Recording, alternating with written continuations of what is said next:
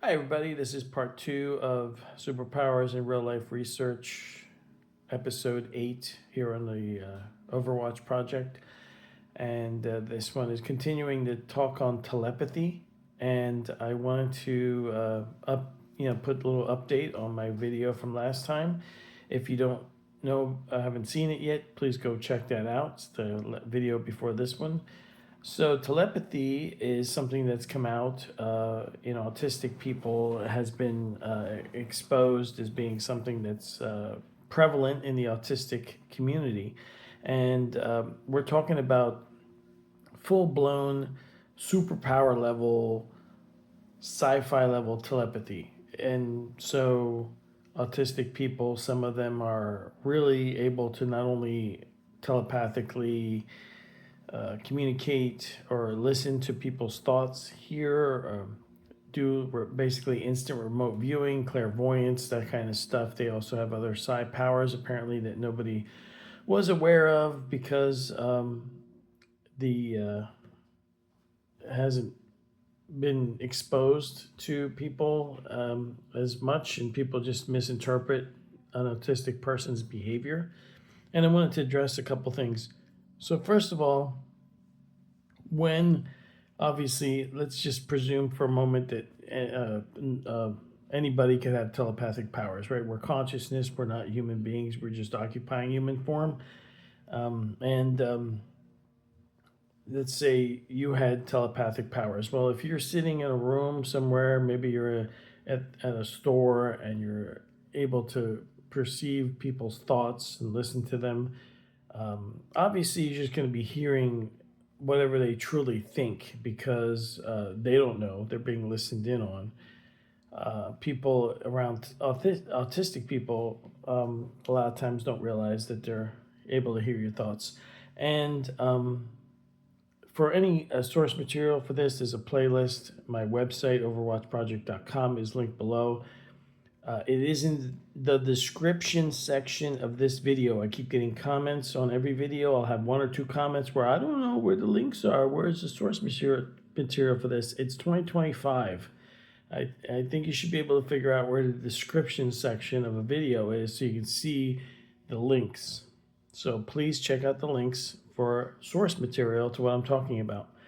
It's in the description section of this video.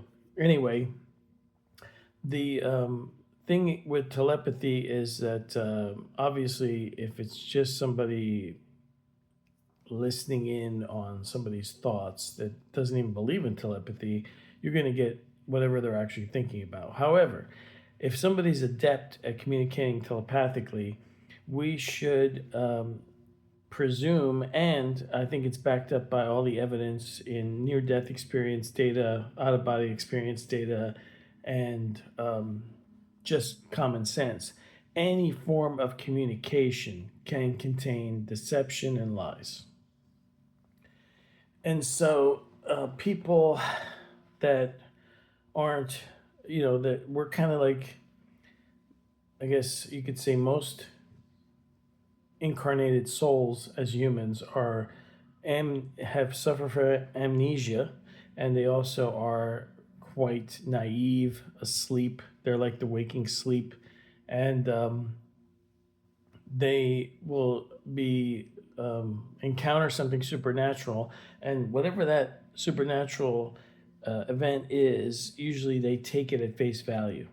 So if your relatives appear in a near-death experience, they take it as their relatives. There's no probing going on whether or not they're being deceived. When you're out of body or in a non-physical state, you, me, anybody that can do that or has experienced that can change their shape, appearance to anything they want it to be. Our creative powers are quite amazingly powerful, and we need to remember and relearn how to use that. Now, when you're kind of like being a naive dope in an out of body state or in a telepathic state, you can easily get lied to because you aren't analyzing what's going on. And so I just wanted to point out the fact that these autistic children and people that are autistic that are being now analyzed in. You can learn all about that in the documentary I linked below, called Harvard. What's the name of it?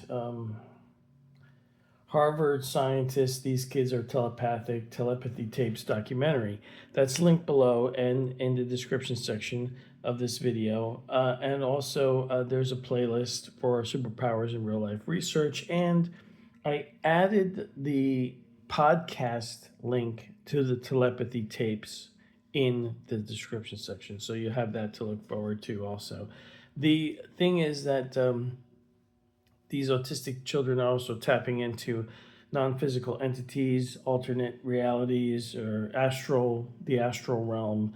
They're communicating not just by listening to humans thinking, but also by interacting with or listening to astral beings, etc. So you have to wonder at that point if they're being deceived, because deception is big here in the earth realm. It's big here, it's big in the earth astral, and it's part of the whole reincarnation soul trap loosh farm that we exist on. So that's one thing I wanted to point out is deception. A lot of times people don't talk about deception. If you are communicating, think about the earth ways of communication, whether you're talking to somebody in person, you're talking to somebody over the phone. Everybody knows has heard of phishing emails. So you can be deceived by your email. You can be deceived by text message with malicious links.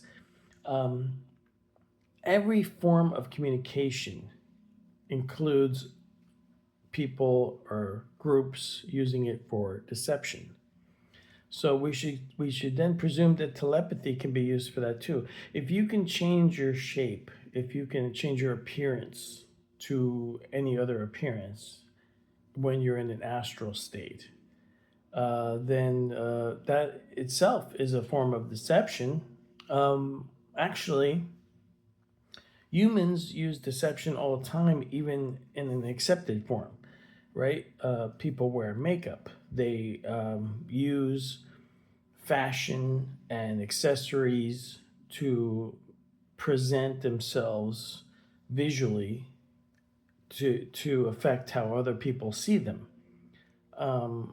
This could reflect their own personality, or it could also be a form of deception where they're trying to appear as something they're not.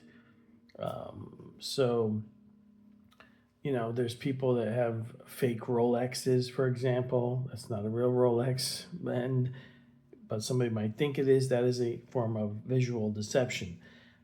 Telepathic deception is definitely a thing that is probably done, especially by astral beings that are quite adept, non-physical beings, what we refer to as the matrix managers, the archons, the people, or not people, but the entities that run the reincarnation soul farm here on earth. And these people that have studied the autistic telepathy thing, they're just not even considering that possibility, because most people don't, right? They have near-death experiences. They go off into the astral plane or astral realm, for spirit realm, whatever you want to call it, for a while, and they come back and I met Jesus, I met Buddha, I met whoever, my relatives, and nobody does any probing, any cross-examination of these beings. They just kind of like, oh, I was showered with love and affection, etc. And then they just come back to their human form and they tell everybody about it, and they spread the reincarnation soul farm propaganda.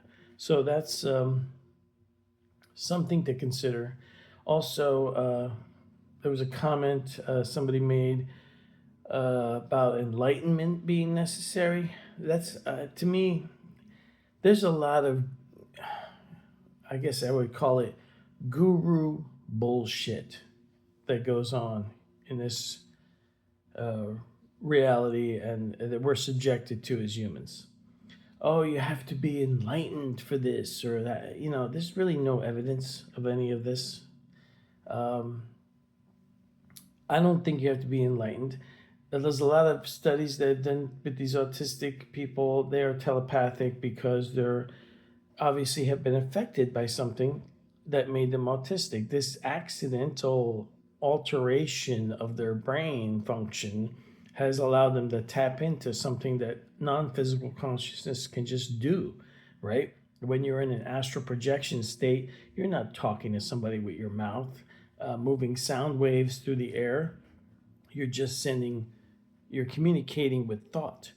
Robert Monroe's books, I think, does a great job of explaining the mechanism behind something like that. So,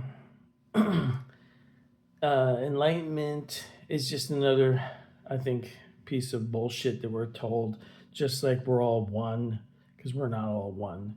Every one of us is a singular conscious entity that can interact with and network with other consciousness. And so it can appear to be all one, but so can the internet. Yet it's actually made up of separate parts that simply communicate together. And I think that's how we also work. We are all like an individual, singular, sovereign being, and we can obviously surrender our singularity to group think and group mind, but that is the worst place to be because then you're not driving the car anymore. You're allowing somebody else to do it. So, if you like my videos, please subscribe and give it a thumbs up. Check out my website, overwatchproject.com, linked in the description section of this video, along with all the other source material to back up what I've been talking about here. If you're coming to this in the middle, go back and look at my previous video and all the other videos I've made in the Superpowers in Real Life Research section of my YouTube channel. And, check me out on BitChute, Odyssey. Don't forget about my X account. And I'll have to make some more videos. The shorts now are 3 minutes, so maybe I'll be making some more shorts, talk a little bit about the TikTok ban and other things that are going on out there. I'll talk to y'all later. Have a good day, good night, and see you.